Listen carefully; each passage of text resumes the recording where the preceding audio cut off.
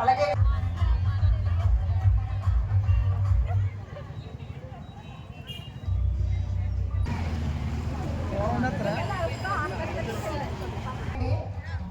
మీ యొక్క ఫోటో కావాలనుకుంటే అబ్బాయి దగ్గర నెంబర్ ఉంటుంది, మీరు వాట్సాప్లో పెడితే